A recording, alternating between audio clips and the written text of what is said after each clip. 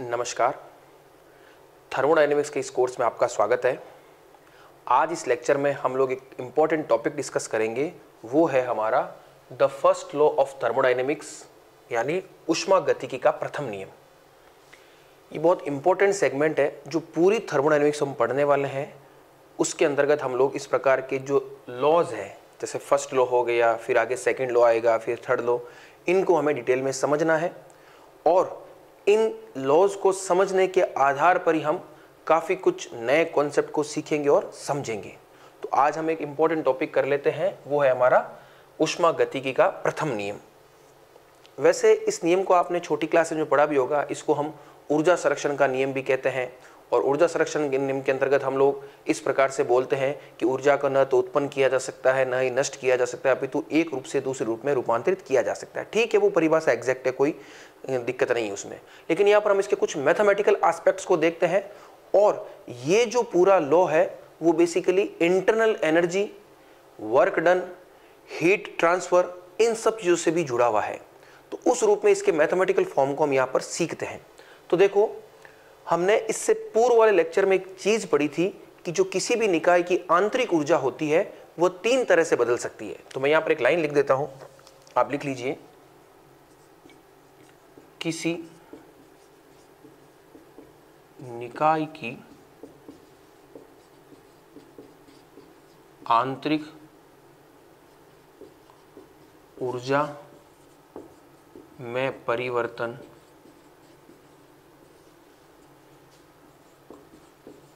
तीन तरीकों, कौन कौन से आप लिख लीजिए, जैसे यांत्रिक, अन्योन्य क्रिया द्वारा, दूसरा लिखिए आप ऊष्मीय अन्योन्य क्रिया द्वारा, तथा विसरण क्रिया विधि से संभव है। ये हम जानते हैं। हमने क्या लिखा है? किसी निकाय की आंतरिक ऊर्जा में परिवर्तन तीन तरीकों, जैसे यांत्रिक अन्योन्य क्रिया, ऊष्मीय अन्योन्य क्रिया तथा विसरण क्रिया विधि से संभव है। तो अब हम यहां पर क्या करेंगे, ये तीन तरीके आप अच्छे से जानते हो। अब इसके मैथमेटिकल फॉर्म को हम प्राप्त करने का प्रयास करते हैं। तो इसमें आप एक लाइन लिखिए, बहुत इंपॉर्टेंट है ये। माना किसी निकाय की आंतरिक ऊर्जा में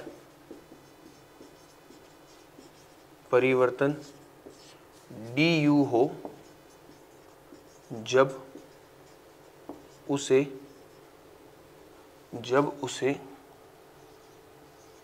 डेल क्यू, अभी सब बताऊंगा ये क्या है, डेल क्यू ऊष्मा प्रदान की जाए तथा निकाय द्वारा डेल डब्ल्यू कार्य किया जाए, तब ऊष्मागतिकी के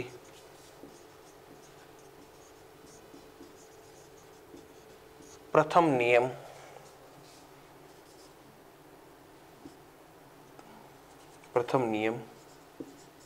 के गणितीय रूप यानी मैथमेटिकल फॉर्म, गणितीय रूप को निम्न प्रकार लिखा जा सकता है। ठीक है, एक और मैं लिख देता हूं, फिर आपको एक्सप्लेन कर देता हूं। तो उसको हम ऐसे लिखेंगे, du is equal to del Q minus del W. ये है आपका ऊष्मागतिकी के प्रथम नियम का गणितीय स्वरूप। अब देखो, ये सब कुछ क्या है उसको मैं बहुत अच्छे से बताता हूं। बहुत इंपॉर्टेंट चीज है, आप ध्यान से इसको देखिएगा, ठीक है ना। यहां पर देखो कई प्रकार के साइन कन्वेंशन भी आएंगे, जैसे मैंने यहां माइनस क्यों लिखा, यहां पर कुछ नहीं, इसका मतलब प्लस क्यों है, ये सब चीजें मैं आपको समझाता हूं और आप बहुत ध्यान से समझिएगा।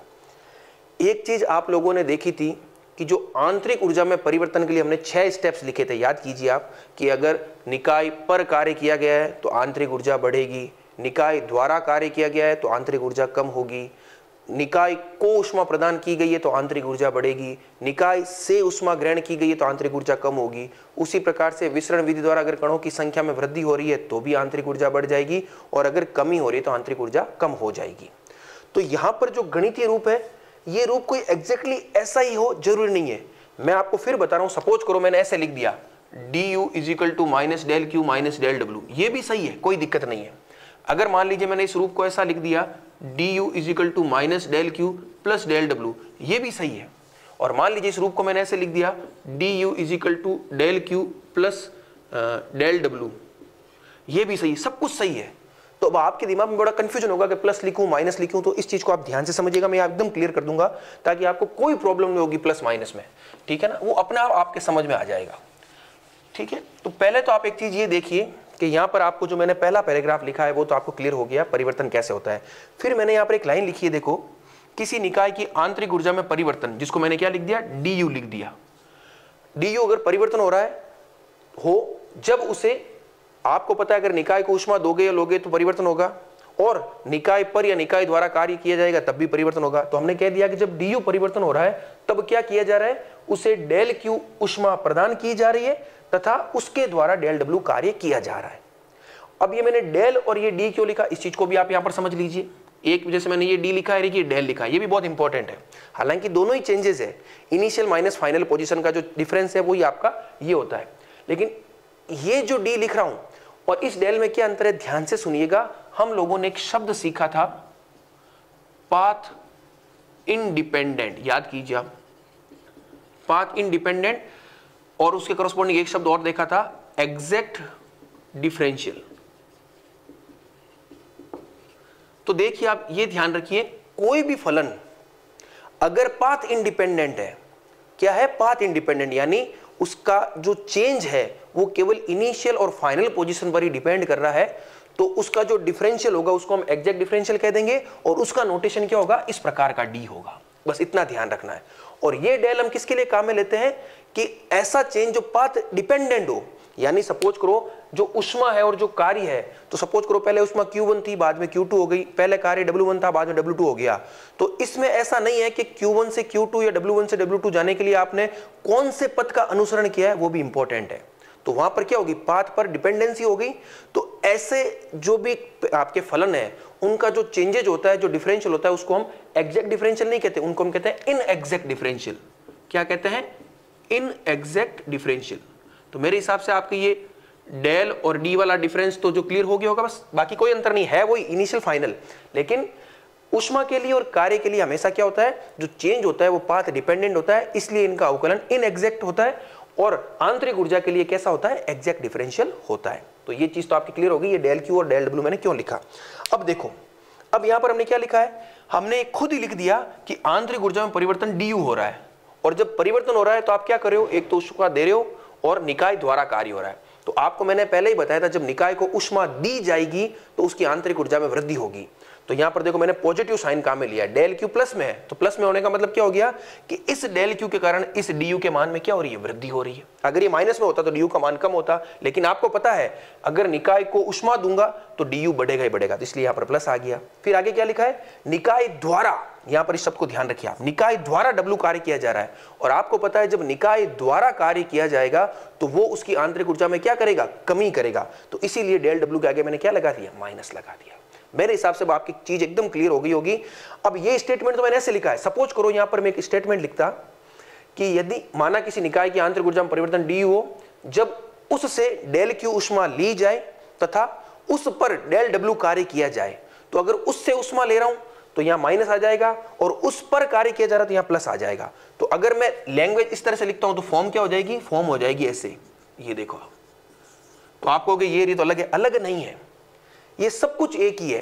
आंतरिक ऊर्जा में परिवर्तन के तरीके हैं, उष्मा के आदान प्रदान द्वारा तथा कार्य के द्वारा।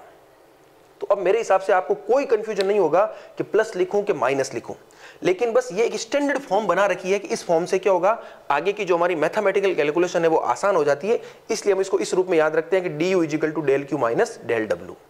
बाकी अर्थ आपको ध्यान रखना है, ऊपर आप जो लिखोगे ना उसी हिसाब से साइन कन्वेंशन आने वाला है। तो ये चीज क्लियर हो गई आपके।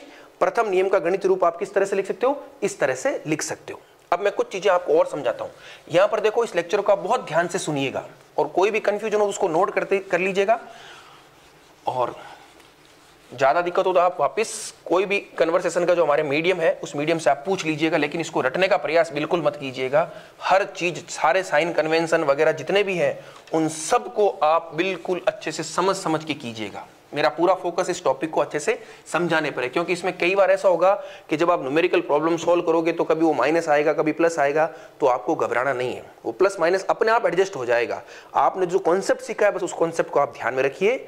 जो मैंने आपको 6 पॉइंट लिखे थे ना एरो वाले अप डाउन, बस वो ध्यान रखिए। तो हमारे पास फॉर्म क्या आ गई, ये आ गई। वापिस लिख देता हूं एक बार, du is equal to del Q minus del W. और ये जो डेल डब्ल्यू होता है कार्य को हम पी डीवी के रूप में लिखते हैं। छोटी क्लासेस में आप लोगों ने पढ़ रखा होगा, जो डेल डब्ल्यू है उसको हम कैसे लिखते हैं, पी डीवी। तो एक फॉर्म आपके पास ये हो गई, del Q minus P DV. तो ये और ये दोनों क्या है, उष्मागतिकी के प्रथम नियम का गणितीय स्वरूप है। तो इसको आप आगे लिख लीजिए, first law of thermodynamics, mathematical form of first law of thermodynamics, और आपको ये एज इट इज याद रखनी है इस फॉर्म को। तो ये बहुत इंपॉर्टेंट चीज थी जो हमने नोट कर ली। अब हम क्या करेंगे कि इस लेक्चर में कुछ थर्मोडायनेमिक्स के अंतर्गत कुछ मैथमेटिकल कैलकुलेशंस हमारे काम आती है, उन कैलकुलेशंस को हम सीखने का प्रयास करेंगे। तो आप इसको आराम से देखिए एक बार, ठीक है ना। बस ये ध्यान रखना, साइन कन्वेंशन में कोई दिक्कत आपके नहीं होनी चाहिए, बस इस चीज का विशेष ध्यान रखिए। हाँ, एक चीज थोड़ी मैं आपको और नोट करवाता हूं, एक साइन कन्वेंशन। मैं देखो यहां पर एक लाइन लिख रहा हूं, उसको आप थोड़ा नोट कीजिए। ये अलग से है, निकाय द्वारा, इसको अलग ही नोट करना, एरो लगा के आप, निकाय द्वारा किए गए कार्य को धनात्मक यानी पॉजिटिव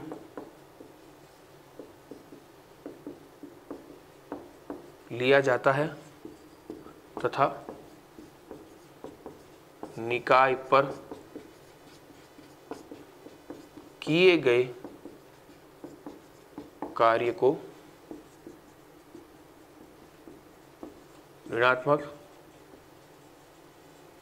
यानी नेगेटिव लिया जाता है। बहुत इंपॉर्टेंट है, वेरी इंपॉर्टेंट, आप इस चीज के लगा लीजिए। क्या है ये, एक साइन कन्वेंशन है। अब आपको इसको हम पॉजिटिव क्यों ले रहे हैं, इसको नेगेटिव क्यों ले रहे हैं, तो जैसे मैं आपसे पूछूं इलेक्ट्रॉन के चार्ज को आप माइनस ही क्यों लिखते हो, क्योंकि जब कभी भी उस चीज को बनाया गया था तो वो कन्वेंशनली, कन्वेंशन का मतलब क्या होता है, जो परिपाटी चली आ रही है, तो उस परिपाटी के कारण इलेक्ट्रॉन के चार्ज को हम नेगेटिव मानते हैं। ठीक उसी प्रकार से एक कन्वेंशन हम यहाँ काम में लेंगे कि अगर निकाय द्वारा कार्य किया जाएगा तो उस कार्य को हम पॉजिटिव मानेंगे, और निकाय पर कार्य किया जाएगा तो उस कार्य को हम नेगेटिव मानेंगे। वापस ध्यान रखिए, आप इसको आंतरिक ऊर्जा के साथ कंफ्यूजन क्रिएट मत कर लेना, क्योंकि आंतरिक ऊर्जा में तो हमने क्या कहा था कि यदि निकाय के द्वारा कार्य हो रहा है तो वो कार्य उसकी आंतरिक ऊर्जा में कमी कर रहा है, और यहां पर हम लिखा है निकाय द्वारा जो कार्य किया जा रहा है उस खुद कार्य को हम क्या लिखते हैं, पॉजिटिव लिखते हैं। वो आंतरिक ऊर्जा का कॉन्सेप्ट अलग है, ये कार्य का कॉन्सेप्ट अलग है। वापिस देख लीजिए, जो फर्स्ट फॉर्म आपने लिखी है ना, du is equal to del Q minus del W, तो यहां पर देखो निकाय द्वारा कार्य किया गया है, इसलिए इस कार्य dw को हमने पॉजिटिव लिखा है। ये माइनस तो क्यों आया है, ये माइनस तो इसलिए आया है क्योंकि ये जो निकाय द्वारा किया गया कार्य है वो उसकी आंतरिक ऊर्जा में कमी कर रहा है, इसलिए ये माइनस आया है। ये कार्य का माइनस नहीं है, कार्य तो यहां पर क्या है, पॉजिटिव ही है। आप आगे जब न्यूमेरिकल सॉल्व करोगे ना तो वहां पर आपको प्लस माइनस कुछ भी चिंता करने की आवश्यकता नहीं है।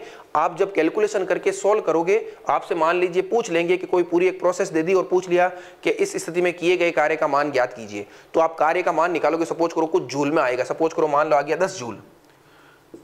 अगर वो पॉजिटिव आ रहा है तो आप खुद से ही कह दोगे कि पॉजिटिव, इसका मतलब इस स्थिति में निकाय द्वारा किया गया कार्य है। और कई बार आप कैलकुलेशन करोगे तो यहाँ -10 जूल आ जाएगा, तो आप कहोगे कार्य नेगेटिव कैसे हो गया, तो कार्य नेगेटिव होता नहीं है, कार्य पॉजिटिव होगा। लेकिन उसको हम कैसे समझाएंगे कि अगर माइनस आ गया तो इसका मतलब है कि इस पूरी प्रक्रिया में निकाय पर कार्य किया गया, देखो ये रहा, निकाय पर किए गए कार्य को नेगेटिव और निकाय द्वारा किए गए कार्य को पॉजिटिव। तो ये सब चीजें आराम से हो जाएगी। आपको साइन कन्वेंशन में बिल्कुल भी कंफ्यूजन नहीं होना है। अपने मन से कहीं पर भी प्लस माइनस मत लिखिए, आप ये चीज नोट कर लीजिए। निकाय द्वारा किया गया कार्य तो वो कार्य खुद पॉजिटिव, निकाय पर किया गया कार्य तो वो कार्य खुद नेगेटिव। और आंतरिक ऊर्जा के लिए तो मैंने आपको जो 6 पॉइंट बताए बस आप वो ध्यान रखिए, जो जैसा मिले वैसा साइन काम में ले लीजिए। एक तरफ du रखिए यानी आंतरिक ऊर्जा में परिवर्तन रखिए, और दूसरी तरफ अगर ऊष्मा ग्रहण है तो प्लस कर दीजिए यानी डेल क्यू प्लस में आ जाएगा, अगर ऊष्मा ली जा रही है तो माइनस आ जाएगा, निकाय द्वारा कार्य है तो माइनस आ जाएगा, निकाय पर कार्य है तो प्लस आ जाएगा। ये तो हो गए ऊष्मा के कार्य के। और अगर विसरण क्रियाविधि भी हो रही है, यहां पर हमने देखो फर्स्ट लॉ में क्या किया, 2 ही पद लिखे हैं, यहां पर एक पद और आता है।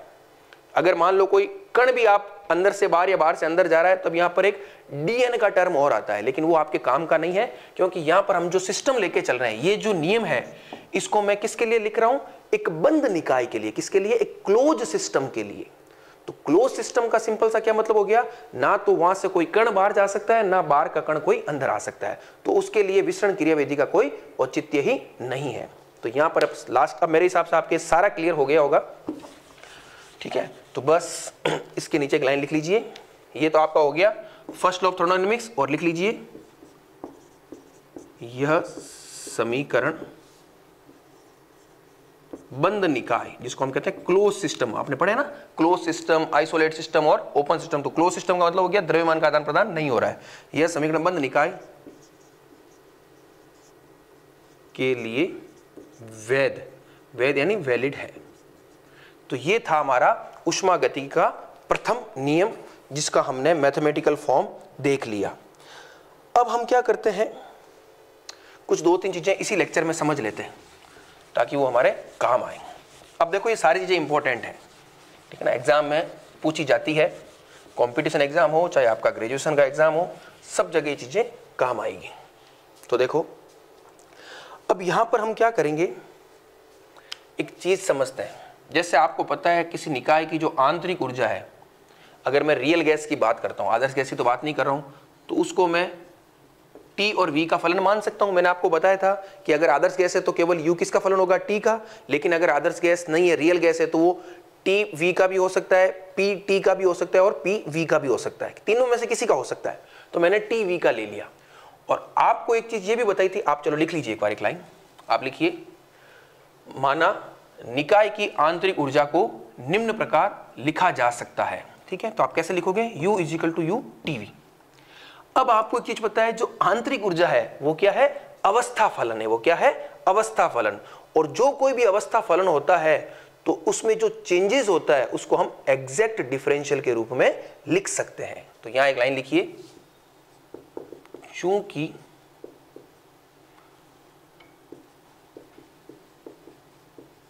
आंतरिक ऊर्जा एक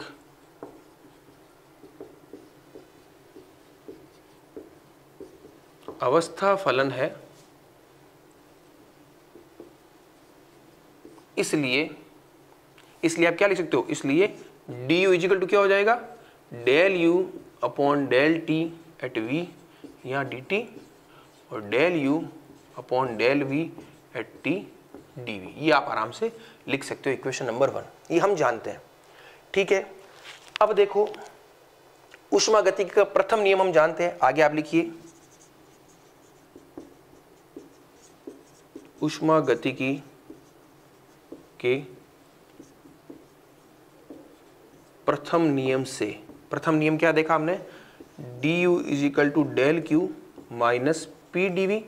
तो यहां से मैं इसको ऐसे लिख सकता हूं, देखो del q = du plus P dv लिख सकता हूं। अब समीकरण 1 और 2 का मैं यूज करता हूं, तो यहां du का मान मैं ये लिख देता हूं। तो देखो यहां पर क्या आ गया, ये आ गया डेल q = देखो ये dt और ये dv, यहां भी dv, तो मैं इसको ऐसे लिखता हूं, देखो del u upon del t v dt plus ये p del u upon del v at t और ये dv, मैंने इस तरह से कॉमन ले लिया। तो ये बहुत इंपॉर्टेंट इक्वेशन है जो आगे आपके काम आने वाली इक्वेशन नंबर 3, इसको आप एक बार नोट कर लीजिए, ठीक है ना। मैं कुछ चीजें इस समीकरण से आपको सिखाने वाला हूं कि ये समीकरण आपके किस प्रकार से और किस रूप में काम आएगी। ठीक है, यहां तक आपने नोट कर लिया। अब देखो, एक शब्द में यहां लिख रहा हूं, विशिष्ट ऊष्मा, जिसको आप कहते हो स्पेसिफिक हीट। ये क्या होती है? बहुत इंपॉर्टेंट कॉन्सेप्ट है।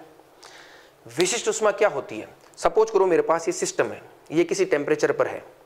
अगर मुझे इसके टेम्परेचर को बढ़ाना है तो मुझे क्या करना पड़ेगा? इसको ऊष्मा देनी पड़ेगी। सपोज करो ये किसी टेम्परेचर T पर है और मुझे इसका टेम्परेचर DT से बढ़ाना है। किससे बढ़ाना है? DT से। अगर मुझे इसका टेम्परेचर DT से बढ़ाना है तो मुझे कितनी ऊष्मा देनी पड़ेगी? डेल की ऊष्मा देनी पड़ेगी। ठीक है, अब मान लो मुझे इसका टेम्परेचर 1 डिग्री सेंटीग्रेड से बढ़ाना है। कितने से बढ़ाना है? 1 डिग्री सेंटीग्रेड से। तब क्या करना पड़ेगा?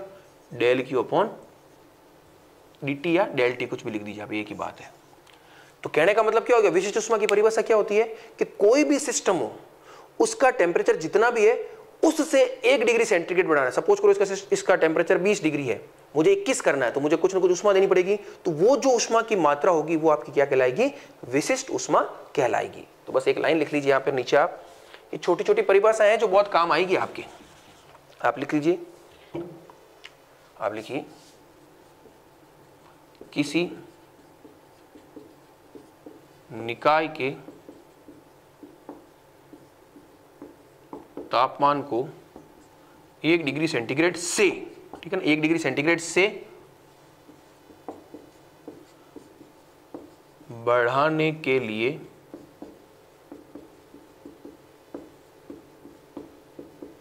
आवश्यक ऊष्मा की मात्रा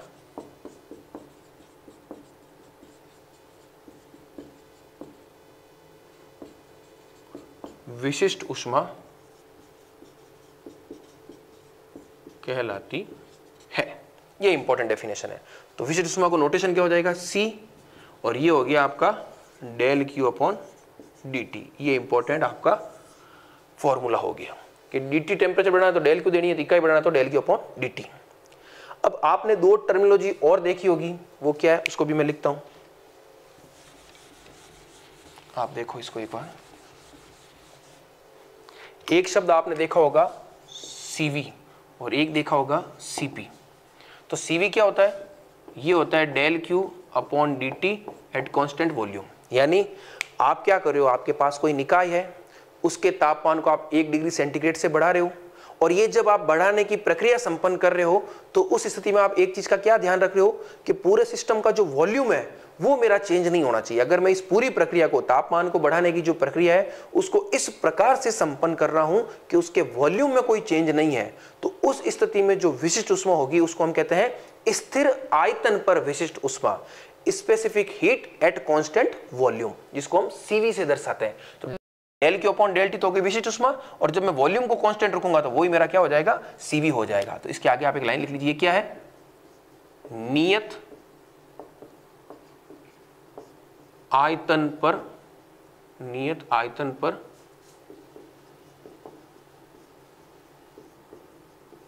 विशिष्ट ऊष्मा, specific heat at constant volume. ठीक है, आप लिख लीजिए इंग्लिश में, चलो मैं लिख देता हूं, specific heat at constant volume. उसी प्रकार से CP क्या हो जाएगी? बस वही del Q upon dt at constant pressure. तो बस आप लिख लीजिए, नियत दाब पर विशिष्ट ऊष्मा, specific heat at constant pressure लिख लीजिएगा। तो ये 2 इंपॉर्टेंट परिभाषाएं थी जिनको हमने देखा। अब यहां पर आपको पता है, आप लोगों ने एक संबंध पढ़ा होगा CP माइनस CV। अगर मैं आइडियल गैस की बात करता हूं तो वो R के बराबर आता है। ये कई जगह काम आएगा। CP माइनस CV का जो एक फॉर्मूला हम यहां पर निकालने वाले हैं, वो फॉर्मूला खूब जगह, ठीक है ना, न्यूमेरिकल पर्पज के रूप में आपके काम आने वाला है। तो अगला काम हमारा क्या रहेगा कि उस फॉर्मूले को हम एक बार प्राप्त करने का प्रयास करते हैं, और जैसे ही वो प्राप्त हो जाएगा तो हम कुछ 2-3 चीजें और नई सीख लेंगे। ठीक है, आप जब इस लेक्चर को सुने तो वीडियो को बीच में जैसे एक टॉपिक खत्म हो ना, वीडियो को पॉज कर लीजिएगा। मैं तो क्या 1 शॉट में वीडियो बनाता हूं तो थोड़ा वो रहता है, तो आपने जैसे एक टॉपिक को सुना समझा, वीडियो को पॉज कर लिया, आराम से उसका चिंतन मनन किया, आराम से सोचा, जब वो समझ में आ जाए पूरा तो आगे बढ़िए, नहीं आए तो एक बार वापस क्या कर लीजिए, उसको सुन लीजिए, ठीक है ना, कोई दिक्कत आपको होने वाली नहीं है। तो यहाँ पर हम सीपी सीवी के कुछ रिलेशंस फाइंड करने वाले हैं, तो उसको आप एक बार देखिए। देखो, आपको एक चीज पता है कि ऊष्मागतिकी का जो प्रथम नियम है वो क्या है, del Q is equal to D U plus P D V, ये आप जानते हो, इसको नोट कीजिए आप अलग से, ठीक है ना, बहुत स्टार लगा करके एक समीकरण में निकाल रहा हूं, del Q is equal to D U plus P D V. अब अगर इस समीकरण का मैं क्या करता हूं, टी के सापेक्ष अवकलन कर रहा हूं वॉल्यूम को कांस्टेंट रखते हुए, देखना आप क्या कर रहा हूं मैं, del Q upon D T at constant volume, तो यहां पर क्या हो जाएगा, डी यू, इसको ऐसा लिख दीजिए, जब कांस्टेंट आप ऐसे कर रहे हो तो del U upon del T at constant volume, और ये पी, और वॉल्यूम कांस्टेंट है तो ये डीवी तो क्या हो जाएगा, जीरो हो जाएगा, क्योंकि अगर वी कांस्टेंट है तो उसमें चेंजेस क्या होगा, जीरो, तो ये पद चला जाएगा। तो हमने क्या लिखा है, टी के सापेक्ष अवकलन कर दिया कांस्टेंट वॉल्यूम पर, तो मेरे पास क्या हो गया, del Q upon del T V is equal to del U upon del T V. और इस चीज को आप जानते हो, इस चीज को आप क्या कहते हो, सीवी कहते हो, क्या कहते हो, सीवी। तो सीवी आपके पास क्या आ गया, del U upon del T at constant volume. Very important formula है, कई जगह में डायरेक्ट सीधा सीधा लिखूंगा सीवी को, del U upon del T at V. इसको आप चाहो तो इस तरह से भी लिख सकते हो, अगर मैं ये कांस्टेंट वगैरह सब हटा, क्योंकि एक ही पद है तो इसको मैं ऐसे भी लिख सकता हूँ, देखो CV is equal to D U upon D T, तो यहां से आपका डी यू क्या हो गया, सीवी डी टी। ये सब फॉर्मूले इंपॉर्टेंट है, आगे जब मैं थर्मोडायनामिक्स में मैथमेटिकल कैलकुलेशंस करूंगा तो सीधे काम में लूंगा, फिर वहां पर आप कंफ्यूज होंगे कि ये कैसे आ गया, ये ऐसे आ गया, जैसे मैंने आपको पूरा प्रूफ करके बता दिया। तो लगा लीजिए इसके इंपॉर्टेंट चिन्ह, ठीक है ना, हमेशा याद रखना है, हर जगह ये काम आएगा, ये फॉर्मूला हर जगह काम आने वाला है, D U is equal to C V D T, और ये हर सिस्टम के लिए वैध है, याद रखना, ये यूनिवर्सल फॉर्मूला है, ऐसा नहीं है कि केवल कांस्टेंट वॉल्यूम के लिए वैध है, ये सभी जगह लागू होगा, वॉल्यूम कांस्टेंट हो नहीं हो, प्रेशर कांस्टेंट, क्योंकि हमने इसकी परिभाषा से निकाला है, लेकिन ये आया तो जनरल फॉर्मूला है। तो कभी ऐसा मत सोचना कि ये फॉर्मूला केवल कांस्टेंट वॉल्यूम के लिए काम का है, नहीं, ये फॉर्मूला हर जगह वैलिड है, D U is equal to C V D T, ये फॉर्मूला सभी जगह काम आ जाएगा, ठीक है। अब हम थोड़ा हमारा नया काम आगे बढ़ाते हैं, ठीक है, इसको आप साइड में नोट कर लीजिए। अब देखिए, हमारा मेन मकसद है हमें सीपी माइनस सीवी के लिए एक एक्सप्रेशन को फाइंड करना है कि सीपी माइनस सीवी को हम किस प्रकार से लिखेंगे। तो देखो, ये आपके पास इक्वेशन नंबर 3 पड़ी है, ये इसको मैं एक और वापस ऊपर लिख लेता हूं।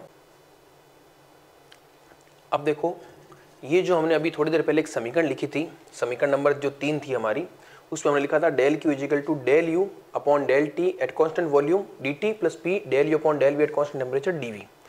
अब देखो, यहां से हम एक, क्योंकि हमारा मेन मकसद क्या है, हमारा मेन मकसद है हमें सीपी माइनस सीवी का एक रिलेशन फाइंड करना है। तो अभी थोड़ी देर पहले आपने एक फॉर्मूला लिखा था, याद करो, CV is equal to del U upon del T at constant volume लिखा था ये। तो ये इस चीज को मैं क्या लिख सकता हूँ, सीवी लिख सकता हूँ।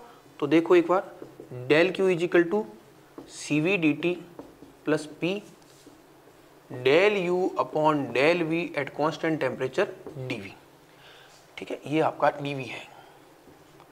अब देखिए, इस समीकरण का अगर मैं टी के सापेक्ष अवकलन करता हूं, तापमान कांस्टेंट प्रेशर को लेते हुए, क्योंकि देखो सीवी तो आ गया, मुझे सीपी चाहिए, सीपी कैसे आएगा, अगर देखो मैं del Q upon del T at constant pressure करता हूं, तो ये मेरा क्या हो जाएगा, सीपी होता है, आप जानते हो, देखो इसको आप क्या लिख सकते हो, सीपी लिख सकते हो, सीपी यही होता है। और इस समीकरण का जब मैं इस तरह से करूंगा तो ये डी टी तो चला जाएगा, तो यहां तो केवल बचेगा सीवी, और यहां पर क्या बच जाएगा, देखो यहां पर सिंपली हो जाएगा, ये तो एज इट इज रह जाएगा, और ये जो डेल ये, इसको मैं लिख दूंगा del V upon del T at constant pressure. क्यों, क्योंकि आप टी के सापेक्ष प्रेशर को कांस्टेंट करते हुए अवकलन कर रहे हो, तो यहां पर ये इस तरह से आ गया। तो अब देखो, थोड़ा एडजस्ट करते हैं, तो ये सीपी ये इधर आ जाएगा, तो ये हो गया सीपी माइनस सीवी, पीछे बच गया P del U upon del V at constant temperature, और यह हो गया del V upon del T at constant pressure. Very important formula है, ये आपको याद रखना है। एग्जाम में कई बार CP minus CV equal to R, ideal gas के लिए आप प्रूफ करते हो तो आपको पता है, और एक रियल गैस भी होती है, आप लोगों ने पढ़ा होगा वांडर वाल गैस, ऐसी रियल गैस जो वांडर वाल समीकरण का पालन करती है, तो उसके लिए भी सीपी माइनस सीवी का एक्सप्रेशन आता है, उसको हम फाइंड करेंगे। हालांकि अभी हम फाइंड नहीं करेंगे, आगे जब हम थोड़े और लेक्चर में आगे बढ़ेंगे, कुछ अन्य लेक्चर्स में, तो वहां पर वांडर वाल गैस आएगी तो वहां पर मैं निकालूंगा। वहां पर भी मेरा मकसद क्या होगा, Cp माइनस Cv का वैल्यू निकालनी है, तो फिर वहां पर यही फॉर्मूला काम आएगा। तो ये फॉर्मूला भी आपको ध्यान रखना है, ठीक है ना। ज्यादा इसको रटने की आवश्यकता नहीं है, एक बेसिक आइडिया लेकर के आप देखिए 2-3 और इसको करोगे तो आपको पता चल जाएगा कौन कौन से टर्म इसमें आ रहे हैं।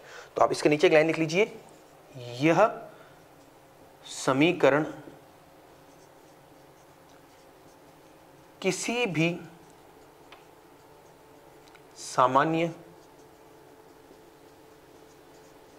ऊष्मागतिक निकाय के लिए वैध है। ठीक है, यह समीकरण किसी भी सामान्य ऊष्मागतिक निकाय के लिए क्या है, वैध है। तो ये हमारा काम हो गया। यहां तक हमने Cp माइनस Cv को हमने देख लिया है। अब जो हमारा नेक्स्ट लेक्चर आएगा, उस लेक्चर में हम आइडियल गैस के लिए Cp माइनस Cv को निकालेंगे, और जो रियल गैस जो वांडर वाल समीकरण का पालन करती है उसके लिए भी Cp माइनस Cv के वैल्यू को निकालेंगे। तो इस लेक्चर को मैं यही समाप्त करता हूं। वेरी इंपॉर्टेंट लेक्चर है। इस लेक्चर में हमने पूरा का पूरा जो फर्स्ट लॉ है उसको बहुत ही टेक्निकल तरीके से समझा है।